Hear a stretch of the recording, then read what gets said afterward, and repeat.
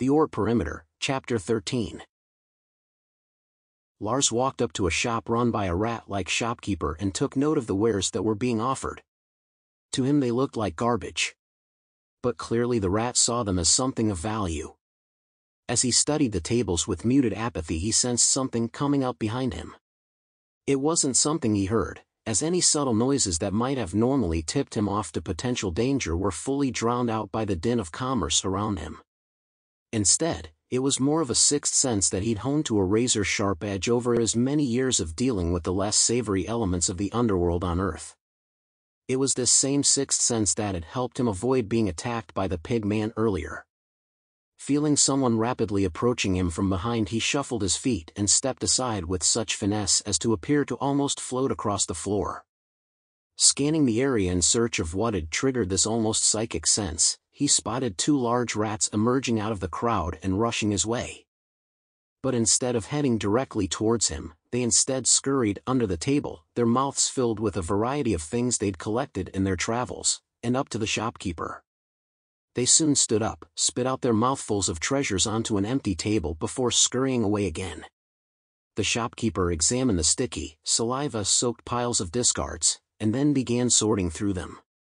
To the disbelief of Lars, the rat chose to cast away a multitude of things that he would have considered as having value, while keeping others he would clearly classify as junk. Even more interesting was that, as the rat cast some things away, a mole-like creature appeared from around the corner and began sifting through the newly formed pile of discards, and taking away the things that actually had value. He then headed back to his own shop to clean and ready the wares for sale. Even stranger was that people were coming to the booths and purchasing these cast-offs as though they were a long-lost treasure of great value. Lars furrowed his brow. Clearly this was a case of one man's trash being another man's treasure. He soon moved further down the promenade in search of anything else of interest. Vlad, however, just like Lars, was making little progress, as he kept encountering one problem after another. His latest run-in involved a pair of traders who were arguing very aggressively over something that, to him at least, wasn't all that important. "Look here, Skag, you either give me my money, or I'll disassemble your carapace," growled a ferret-like man. "I am not the person you're looking for," insisted a roach-like alien. The ferret man pointed a finger at him accusingly. "I know it's you. I could never mistake your face for another." The roach gave him an incredulous look. "Given that we all look alike, I find that quite difficult to believe. Listen here, Skag. Give me my money or I'll..." "Or you'll do what?" hissed the roach. A pistol flew out of a holster and was shoved in the roach's face. "Care to find out?" Just then 20 other roach-like aliens appeared seemingly out of nowhere, as best Vlad could tell, and surrounded the ferret man, each one exactly identical to the other as their companion had stated. The ferret looked at them in disbelief. "But that's impossible. How can you all look alike?" he said in amazement. "What was that you were saying about telling us apart?" said the roach. The ferret holstered his pistol and pointed an angry finger at the roach. "You're getting off easy this time, Skag. But next time you either pay up, or they'll find your body painting the walls," he growled. He then stormed away in anger. As soon as he was out of earshot, one of the other roaches approached his compatriot, which the ferret alien had been accusing, and fluttered his mandibles in anger. "Must you do this to us all the time? The Queen will not be happy with you if she discovers your illegal activities," it said. The first roach laughed. "I think, with what I've gained from this transaction, she will be most pleased." "No, she will not. She does not take pleasure in knowing that a great deception was undertaken in her name," said the second roach. "This was not done in her name. It was done in mine," said the first roach snidely. "Such individuality is not permitted in our hive, and you know that." The first roach fluttered his mandibles incredulously. "Says the one whom quite often goes about his own ways, despite the Queen's orders," he said with a hint of mockery. The second roach hissed angrily. "Do not speak of such things, or it will be we who spread your internal organs among the nursery for the brood to eat," he said angrily.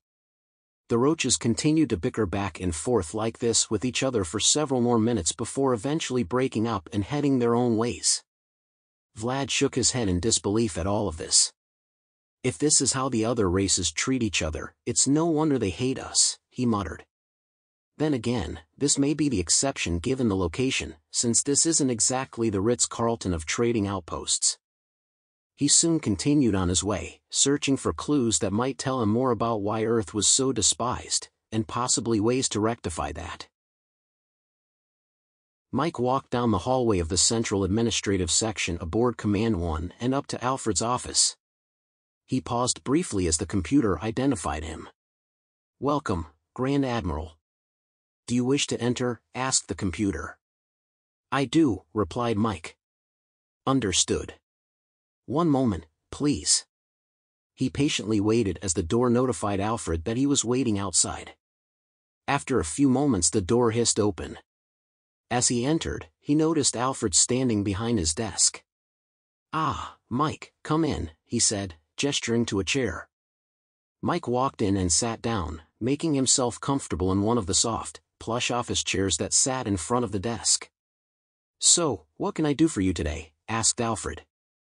"How's things going with the Oort Perimeter upgrades?" asked Mike. Alfred shrugged. "As good as can be expected. Bentley is still working out some production problems in the manufacturing section, but otherwise things are going well enough. I plan to move on to upgrading the Kuiper Perimeter next month if we're able to finalize the work on the Oort Perimeter before next Tuesday. Any idea what caused the delays?" "I'm not completely certain, and neither is Bentley. The foundry says they're having issues with his formula, but he says that their machines are the issue, as everything was going along fine production-wise until recently. I've been working between them trying to get this sorted out, but I'm not completely certain who is at fault presently. Although, given that the foundry was successfully producing all the alloy he needed not 3 weeks ago, I'm leaning towards them being the cause of the issue." "What's Corbin saying about this?" "Not much, yet. Although, I suspect he'll be stepping in soon to get this sorted out given my endless complaints to him about this." Mike frowned slightly. "Well, we need to get those upgrades completed. I don't like our shields being vulnerable like this. I'm thankful we found the issue before it became a problem, but that still leaves us with a chink in our armor until all the upgrades are complete, and a lot of angry aliens who want us dead, and would be happy to exploit that weakness were they to learn about it. I understand that. Trust me, I'm just as frustrated with this as you are. Plus, the whole incident with the Anawaso last week didn't help things either. Speaking of which, how's that settling out?" Alfred grinned. "Well, after the discussion I had with Corbin, I don't think it'll be a problem anymore." "What about Captain Ulm? Did you write him up or reprimand him?" "Actually, I didn't have to. Everything I found in my investigation said that Captain Ulm wasn't at fault here, as he was just following orders, completely unaware he was doing anything wrong. So I talked with Dr. Corbin at length about this and we decided that, since it was one of his guys that caused the issue, he can handle the rest of it for us. To make matters worse, this is apparently not the first time Blank has done something dumb like this. So there was no need to reprimand the captain." Mike laughed. "Well, that's good to hear. I'm sure it'll make Eric happy." "It probably will. So how's your chief engineer doing anyways?" Mike shook his head and rolled his eyes. "Obsessing over my ship as always. But that's why you hired him, isn't it?" "Not exactly. I chose him because he was the one who oversaw the Gen 2 refit of the Sergenius, and knew her best out of anyone in the fleet. However, when I brought him aboard, I never expected him to become so, well, attached to her. It's almost like she's his precious or something." Alfred laughed. "Let's just hope we don't have to throw her into MT Doom to break him of that." "Agreed," chuckled Mike. "So, changing the subject slightly, what's happening with the spies we just sent out? Have you heard anything from them yet?" Mike shook his head. "Not yet. Operations is keeping an eye out for any reports from them, but so far it's been total calm silence." "So is that a good thing or a bad thing?" "Neither right now. I figure we won't hear from them until they have something worth reporting so as not to risk blowing their cover. So, if they're still observing calm silence, my guess is they haven't found anything worth reporting yet. I was hoping we might have something to chew on already. But, it's not that important just yet. For now we need to focus on the home front, said Alfred. Agreed. Speaking of which, I have a meeting with the Chancellor in 20 minutes to discuss ways in which we could potentially offer an olive branch to some of the races that hate us in hopes of easing tensions. Alfred grunted. Good luck with that, he quipped sarcastically. Hey, I'm not giving up just yet. This human-hating thing is fairly new, so there's gotta be something behind it that's a recent addition to the political scene. Before about 5 years ago, most of the galaxy didn't even know we existed, or didn't care. Now everyone knows who we are, and is taking sides on this issue. So we really need to find out why that is and deal with it. Once we do, everything should return to normal. Hopefully, anyways. Alfred frowned. Well, let's hope you find it then, or the next few years will get very messy. Mike grunted. Like they aren't already? True, but it'd be in our best interests if things didn't get any worse. Agreed. Sin looked over at the display console on his desk as it chimed softly, denoting that a message had arrived. He reached over and gently tapped the screen, causing an image of the president to appear on it a moment later. Good morning, sir. To what do I owe the pleasure of your call? Asked Sin. I have a bit of news I believe you will find useful. Oh, do tell, said Sin excitedly. Our operatives have uncovered a potential link between the Varnock and the Ranpak we've heard so much about. The Ranpak? Do we know who they are yet? The last I heard their identity was, as yet, unknown to us. And it still is. However, I believe their connection with the Varnock may afford us a means by which to identify them. How so? Asked Sin. By speaking to the Varnock ambassador. Inquire of him the reasons for their hatred of the Jinn. I believe that, in the course of your conversation with him, you may uncover a clue that will give our operatives something to go on. Hopefully, in the end, we can identify these so-called savages and put an end to this madness once and for all. What are our plans for them once they're identified? The president paused slightly, and appeared hesitant to answer. That has yet to be decided. If we attack them, we may inadvertently create martyrs, ultimately making the situation worse. Yet, if we don't act, things will grow worse. So we must move cautiously, and allow time to decide our future course of action in this matter. Until then, do all you can to identify the source of this issue. And, I know you admire the Jinn, but this is far bigger than them. So don't limit your efforts simply to protecting them, as the entire galaxy is at risk, and not just the Jinn. I understand that, sir. It's been clear to me from the beginning that, if this grows any worse, it will be more than just them who will suffer from this. Agreed.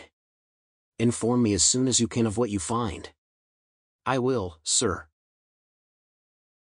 Dr. Corbin, Chief Director of all science and research within the Society, walked into a laboratory deep in the vast medical sciences complex and spotted Dr. Bach, Director of the Medical Research Division, standing near one of his lab tables. Good morning, Doctor, he said. Bach looked up from his work and was surprised to see Corbin. Oh, well, hello, Director. To what do I owe the honor of your visit? I've come to see if you've started looking into the Fondo situation. Bach perked up slightly.